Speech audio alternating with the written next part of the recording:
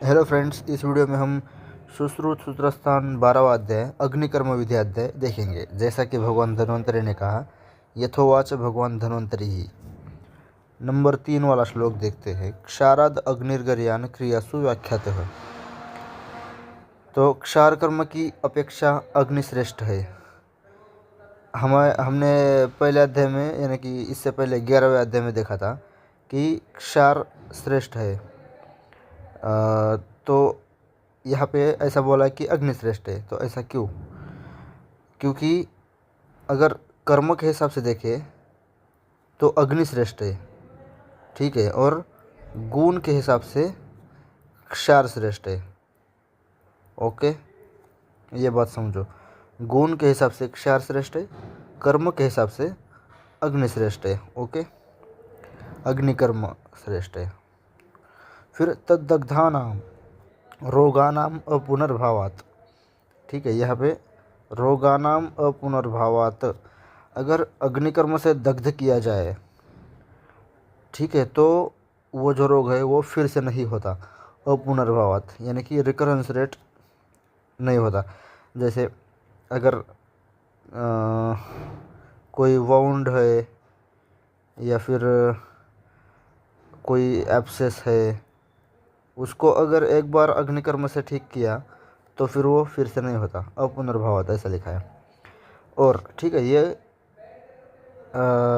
यहाँ पे हुआ। फिर भेषज शस्त्र क्षारैः असाध्यानाम तत्साध्यत्वाच्च, यानी कि भेषज यानी कि औषध, शस्त्र यानी कि सर्जरी वगैरह जो भी माइनर मेजर सर्जरीज है, क्षार यानी कि इससे पहले हमने जो क्षार कर्म देखा। फिर असाध्य नाम यानी कि जो औषधियों से असाध्य है, जो शस्त्र से भी असाध्य है और जो क्षार से भी असाध्य है, ऐसे व्याधि तत्साध्यत्वाच्च यानी कि अग्नि से साध्य होते हैं, अग्नि से ठीक होते हैं। फिर आगे नंबर 4 का श्लोक ये है कि दहन उपकरण। हम अग्निकर्म कौन से इंस्ट्रूमेंट से करेंगे? जैसे हम क्षार में देख रहे थे कि क्षार कर्म किससे करते हैं? शलाका से करते हैं, और शलाका भी उधर बताई थी।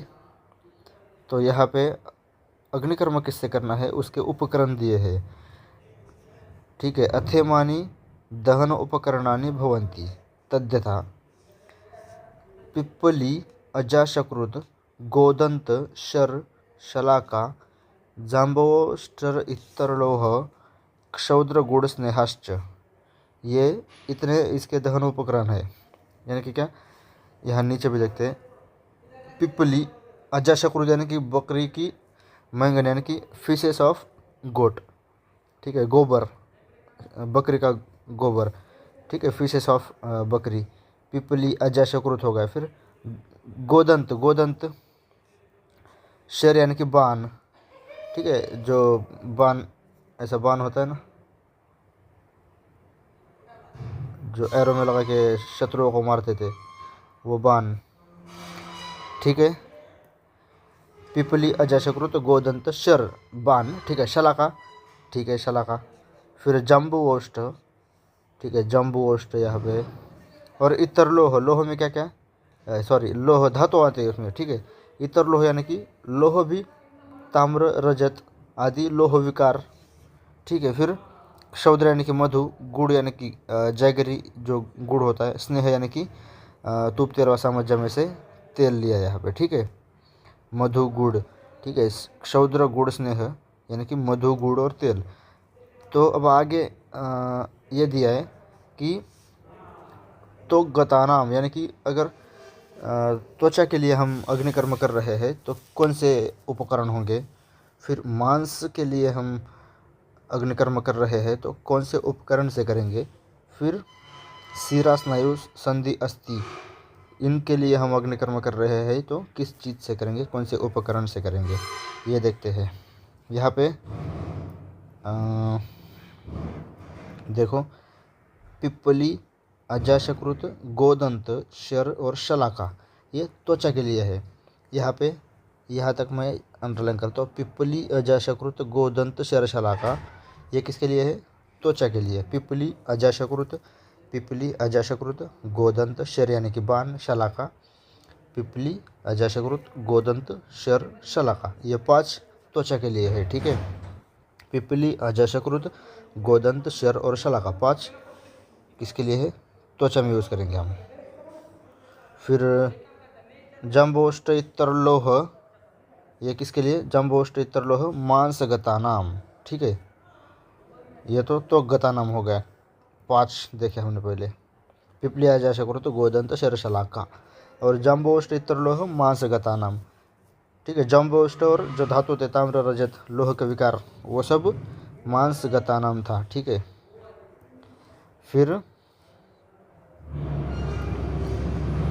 क्षौद्र गुण स्नेहाश्च शिरा स्नायु संधि अस्थिगतानाम।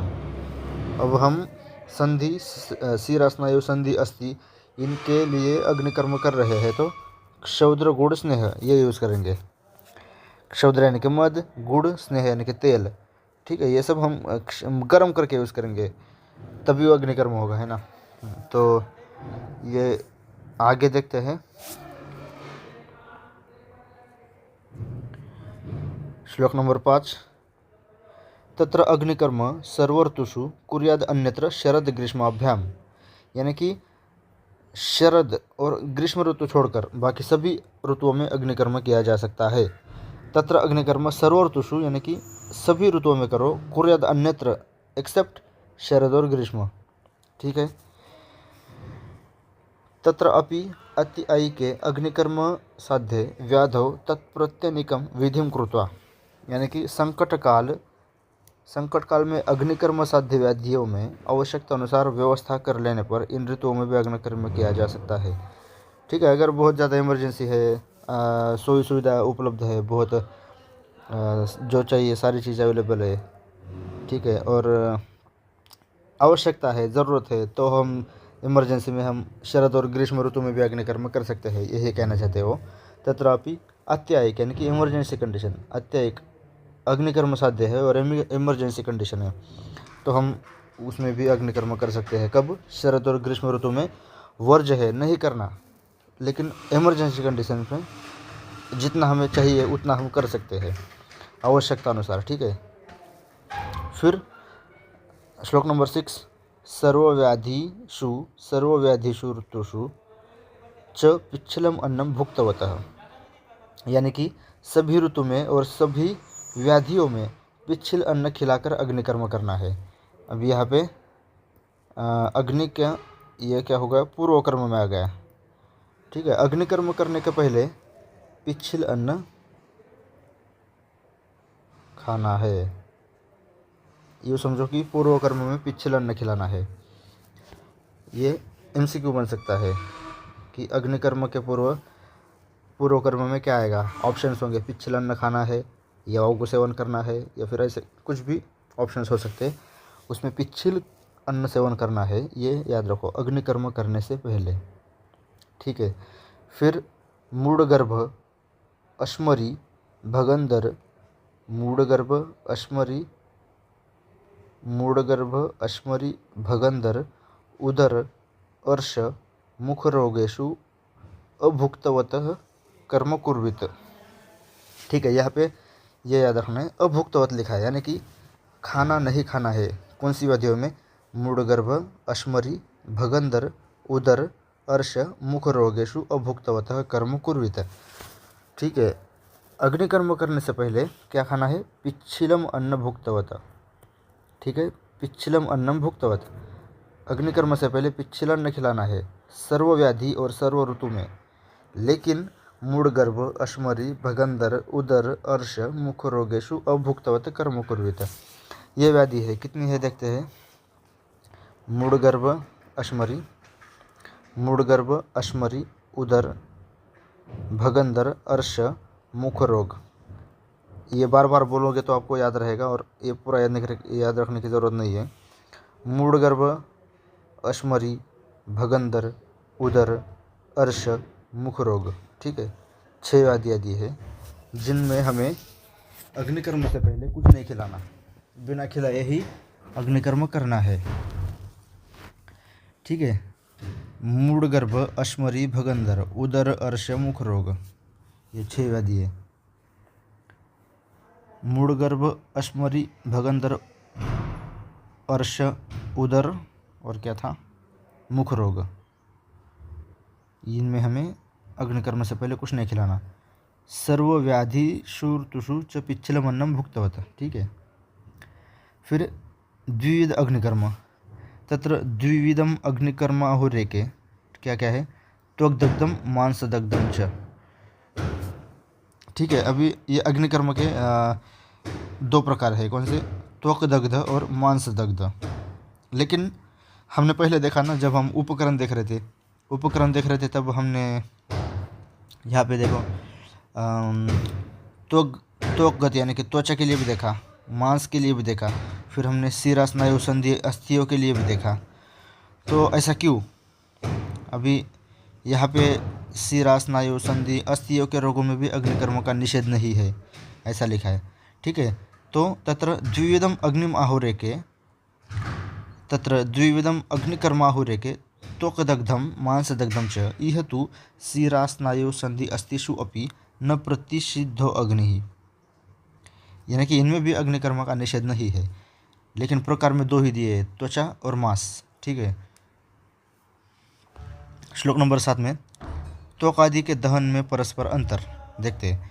अब कैसे पता चले कि अब हम अग्निकर्म कर रहे हैं, तो ये त्वक दग्ध हुआ, फिर मांस दग्ध हुआ, तो उनके कुछ सिम्टम्स दिए हैं, ठीक है। तत्र शब्द प्रादुर्भावो दुर्गंधता त्वक संकोच च त्वक दग्धे। अगर त्वक दग्ध है, यहाँ पे लिखता हूँ मैं,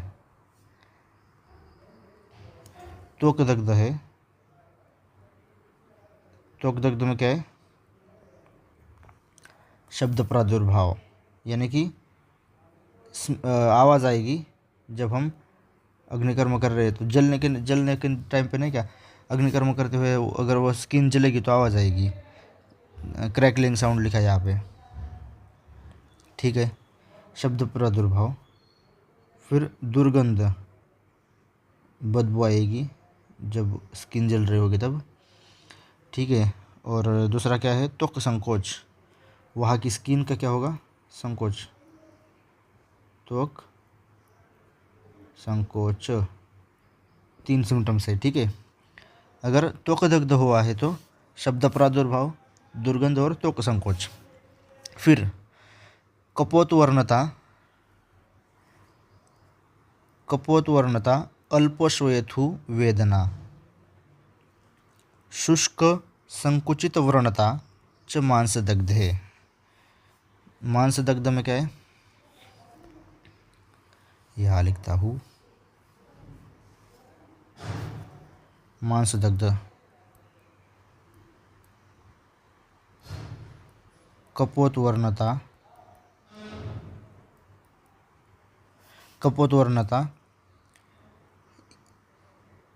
कपोत वर्ण सदृश, जो वहाँ पे हम अग्निकर्म कर रहे हैं तो वहाँ पे जो वो स्पॉट होगा जहाँ पे जल रही है स्किन, उसके बाद फिर मांस जल रहा है, तो वहाँ पे जो व्रण बन रहा है वो कैसा होगा, कपोत वर्ण का। शोथ, वहाँ पे स्वेलिंग होगी, पेन होगा, वेदना होगी, और अल्प और वो व्रण संकुचित और शुष्क, जो व्रण है वो शुष्क होगा, संकुचित होगा। कपोत वर्णता, शोथ, क्या श्लोक में, कपोत वर्णता अल्प श्वेथु वेदना, जो शोथ और वेदना है वो अल्प होंगे, कम होंगे, अल्प श्वेथु और वेदना, शुष्क और संकुचित व्रण,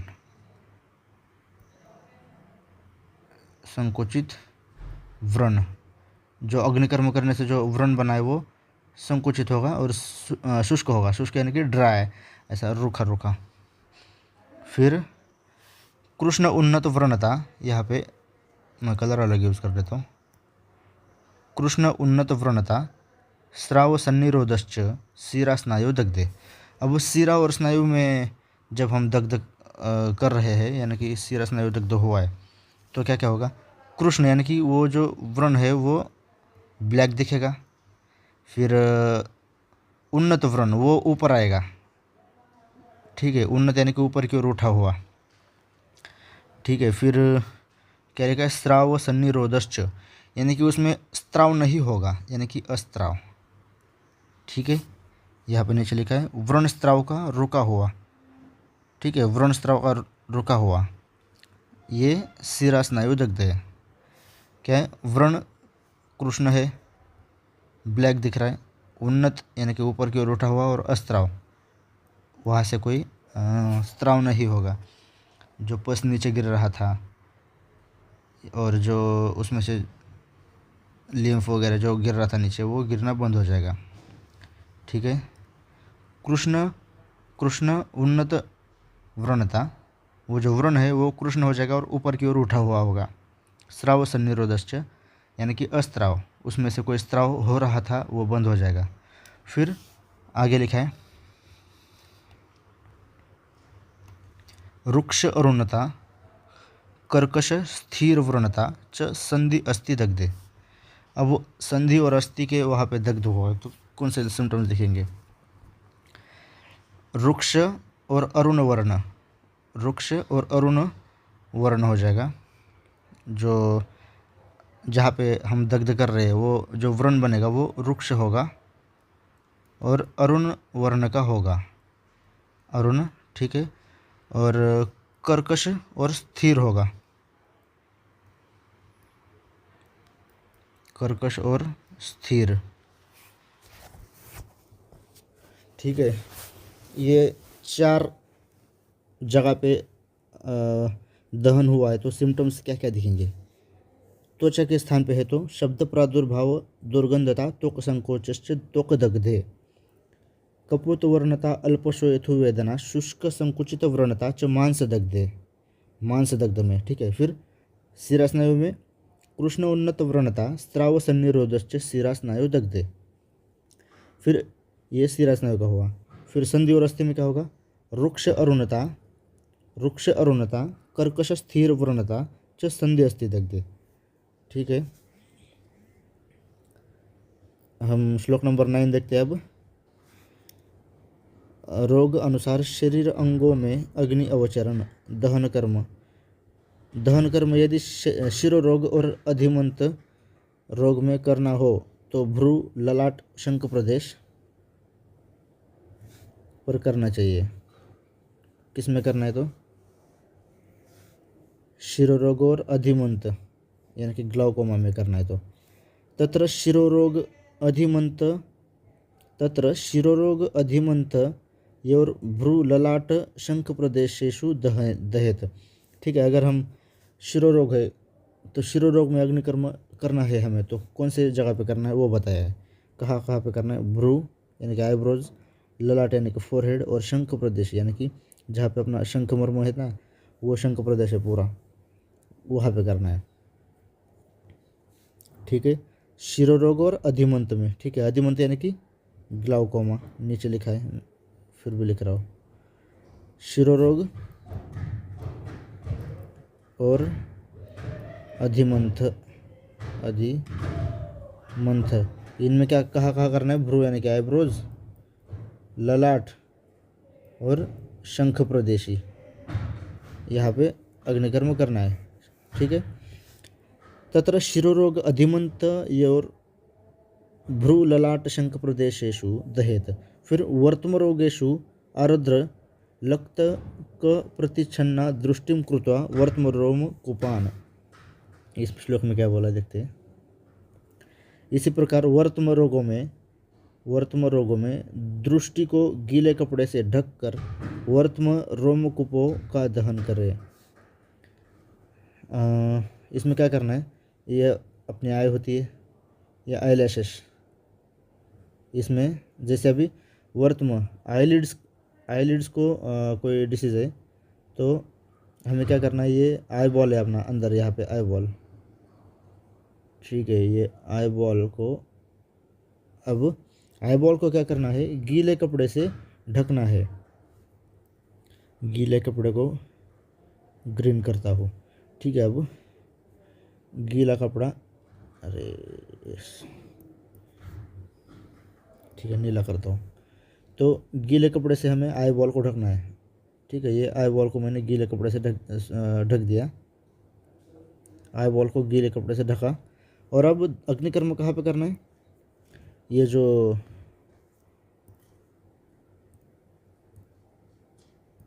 रूट्स है यहाँ पे करना है, यहाँ पे अग्निकर्म करना है। ठीक है, रूट्स ऑफ आई लैशेस। और ये कब करना है? वर्तम रोग में, वर्तम रोग। ठीक है, हम पहले देख रहे थे ना, वर्तम रोग में। और हम जब क्षार पढ़ रहे थे तो क्षार में भी हम देख रहे थे ना कि अग्निकर्म, ये सॉरी, क्षार कर्म का निषेध कहाँ कहाँ पे है। तो उसमें ऐसा बोला था कि जो नेत्र रोग है उनमें नहीं करना। ठीक है, नेत्र रोगों में नहीं करना, प्रतिसार नहीं, क्षार। अभी ऊपर जाके देखना पड़ेगा वो। ठीक है, तो लेकिन उसमें क्या था कि वर्तमगत रोगों में एक्सेप्शन था कि वर्तमगत रोगों में हम क्षार कर्म कर सकते हैं। देखते हैं यहाँ पे, देखो यहाँ पे स्थान विशेष में क्षार का निषेध कि क्या बोला है, अल्पमास वाले स्थान वहाँ पे हमें क्षार कर्म नहीं करना। लेकिन वर्तम आईलिड्स के रोगों में हम क्षार कर्म कर सकते हैं। ठीक है, और यहाँ भी क्या बोला है, अगर वर्तम रोग है, वर्तम रोग में हमें अग्निकर्म करना है तो कहाँ पे करना है? जो आईलैशेस है ना, इसे उनके रूट्स पे करना है। उसको अपने आयुर्वेद में कैसे बोला है? वर्तम रोम कुपो का दहन करें। और उस टाइम पे गीले कपड़े से ढकना है अपने आई बॉल को। ठीक है, यहाँ पे देखते हैं अब।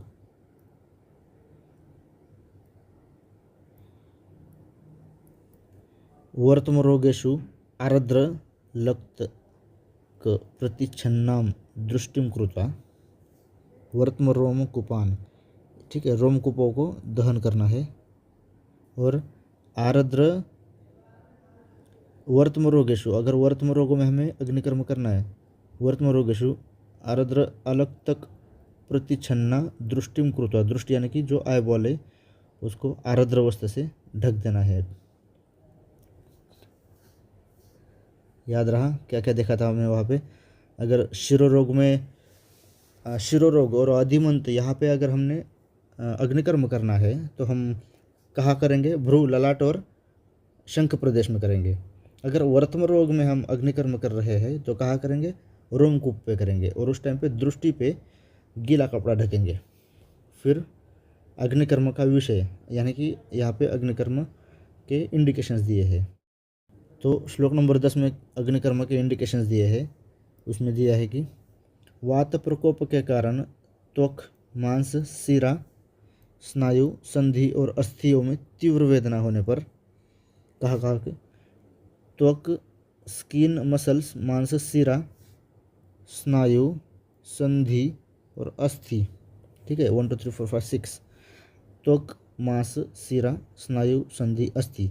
ये वात प्रकोप के कारण यहाँ पे वेदना हो रही है। क्या लिखा है? त्वक, मांस, शिरा, स्नायु, संधि, अस्थि। ठीक है, संधि, अस्थि, अति उग्र रुजे, यानी कि अति भयंकर वेदना, अति उग्र रुजे। ठीक है, रुज यानी कि वेदना, अति यानी कि बहुत, उग्र यानी कि भयंकर, यानी कि वायु के प्रकोप से कठिन सुप्त मांस से।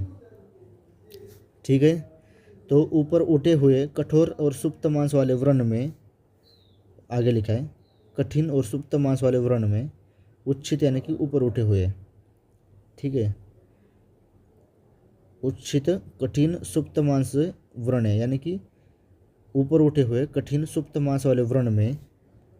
फिर ग्रंथि, अर्श, अर्बुद, ग्रंथि, अर्श, अर्बुद, भगंदर, अपची, भगंदर, अपची, भगंदर, अपची, श्लीपद, चर्मकील, तिलकालक, श्लीपद, चर्मकील, तिलकालक, अंत्रवृद्धि, संधि, शिरा छेदनादिषु, अंत्रवृद्धि, संधि, शिरा छेदन और नाड़ी व्रण, नाड़ी यानी कि नाड़ी व्रण, तथा अति रक्तस्राव होने पर दहन कर्म करना चाहिए। शोणित अति प्रवृत्तिषु, शोणित अति प्रवृत्ति यानी कि अति रक्तस्राव, ब्लड लॉस हो रहा है तब। ठीक है, कितने दिए हैं ये 6। फिर यहाँ पे ग्रंथि अर्श अर्बुद भगंदर, ग्रंथि अर्श अर्बुद, यहाँ पे ग्रंथि लिखा है, अर्श लिखा है, अर्श लिखा है, भगंदर अपची, यहाँ पे अर्बुद लिखना शायद भूल गए होंगे। क्या है? ग्रंथि अर्श अर्बुद, ग्रंथि अर्श अर्बुद भगंदर अपची श्लीपद चर्मकिल तिलकालक अंतर्वृद्धि संधि सिरा छेदनादिशु। ओके, सिरा छेदन किया है, संधि अंतर। फिर नाड़ी, नाड़ी व्रण यानी कि साइनस, यानी कि जैसे कि भगंदर उनमें नहीं क्या एनएस के पास कोई साइनस बन जाता है, उस टाइम पे शून्यता प्रवृत्ति अग्निकर्म को रहती है। इन सब में हमें अग्निकर्म करना है। ठीक है, अब इसमें क्या क्या याद रखने जैसा है देखते हैं। अर्श भगंदर तो ठीक है, अर्श भगंदर। फिर लिम्फ नोड्स, ग्रंथि अपची, लिम्फेडिनेटिस। ठीक है, लिम्फ वाली 2 बातें हैं, ग्रंथि और अपची। फिर श्लीपद चर्मकिल, चर्मकिल यानी कि वार्ट्स जो हमारे फेस पे भी आते हैं। तिलकालक जो पिगमेंटेड मोल्स हमारे फेस पे होते हैं। ठीक है, इंग्वाइनोस्क्रोटल हर्निया यानी कि अंतर्वृद्धि। ठीक है, संधि सिराछेदन और नाड़ीव्रण, साइनस भी याद रखो, नाड़ीव्रण याद रहेगा। तो कैसे याद रहेगा, यहाँ पे देखो एक जगह पे क्या क्या है, अर्श भगंदर नाड़ी, नाड़ी कहीं भी हो सकती है लेकिन साइनस हम वहाँ का पकड़ रहे याद रखने के लिए। फिर अंतर्वृद्धि भी, अंतर्वृद्धि वो भी वहाँ पे आती है, याद रहेगा, इंग्वाइनोस्क्रोटल हर्निया। ठीक है, वो 4 नीचे के हो गए जो हमारा वेस्ट रीजन है। ठीक है, ये पैर है हमारा, ये ऊपर ये अम्बिलिकस। तो ये वेस्ट के नीचे वाले 4, अंतर्वृद्धि, अर्श भगंदर नाड़ी। ठीक है, फिर चर्मकिल तिलकालक, ये फेस पे भी 2 है। ठीक है, ये मैं फेस निकालता हूँ। ठीक है, फेस, तो यूँ समझो इसको, यहाँ पे तिल है, चर्मकिल यानी कि चर्मकिल और तिल दोनों भी है उसको। चर्मकिल यानी कि वार्ट्स, जो बड़े तिल होते हैं ना, बड़े तिल, ये आकार में छोटा होता है तिल, और जो वार्ट्स यानी कि चर्मकिल है वो थोड़ा बड़ा होता है। फिर संधि बाकी के पढ़ के याद रखो, इतना सब याद रखने की ज़रूरत नहीं है। फिर श्लोक नंबर 11 क्या बोलता है, तत्र वलय बिंदु विलेखा प्रतिसारणानीति दहन विशेषः, यानी कि रोग क्या है, अग्निकर्म के आकृति के अनुसार भेद, रोग के आश्रय भेद से अग्निकर्म 4 प्रकार का होता है। वलय यानी कि सर्कुलर, ठीक है, वलय, बिंदु डॉटेड, विलेखा यानी कि लीनियर, ठीक है, और प्रतिसारण यानी कि फ्लैट डिज़ाइन। ठीक है, तो 4 है, वलय, बिंदु, विलेखा, प्रतिसारण। ठीक है, क्या बनेगा ट्रिक, वलय, बिंदु, विलेखा, प्रतिसारण, ये क्या है, अग्निकर्म के आकृति के अनुसार भेद है। और उधर हम जो दहन के स्थान है उनके अनुसार कितने थे, त्वक दग्ध और मांस दग्ध। लेकिन कुछ कुछ आचार्यों ने भी वो भी माने हैं, लेकिन वहाँ पे 2 ही लिखा है, तो हम द्विविध अग्निकर्म लिखा है ना, ठीक है, इसलिए 2। लेकिन सुश्रुत ने ही आगे वही बताया, शिरा स्नायु संधि अस्थि के जगह। ठीक है, वो भी पकड़ो यहाँ पे, शिरा, ये क्या है, स्नायु, संधि और अस्थि, ये स्थान के हिसाब से कि हम कहाँ पे अग्निकर्म कर रहे हैं। लेकिन ये आकृति के हिसाब से क्या है, वलय, बिंदु, विलेखा, प्रतिसारण। ठीक है, अष्टांग हृदय में अर्धचंद्र स्वस्तिक और अष्टवक्र ये अग्निकर्म अधिक वर्णित है। यानी कि आप ये समझो, ये MCQ बनेगा। सुश्रुत के हिसाब से, आकृति के हिसाब से अग्निकर्म के कितने भेद है? 4 है। वलय बिंदु विलेखा प्रतिसारण। ठीक है। अब वाग्भट ने कितने बोले हैं? 7 बोले। कौन से एक्स्ट्रा बताए? अर्धचंद्र, स्वस्तिक और अष्टवक्र। ठीक है, ये याद रखो MCQ के लिए। यहाँ पे 7 भी लिखा है, ये देखो, मैं इसको हाईलाइट करता हूँ, ये 7 लिखा है। वाग्भट के अनुसार 7 है, अर्धचंद्र, स्वस्तिक और अष्टवक्र, और ये ऐड किया है उसने किसमें? वलय बिंदु विलेखा प्रतिसारण, ये सुश्रुत के 4 है, प्लस 3 अर्धचंद्र, स्वस्तिक व अष्टवक्र, ये 7 वाग्भट के है। ओके, तो आगे वाला पार्ट हम बाद में देखते हैं नेक्स्ट वीडियो में।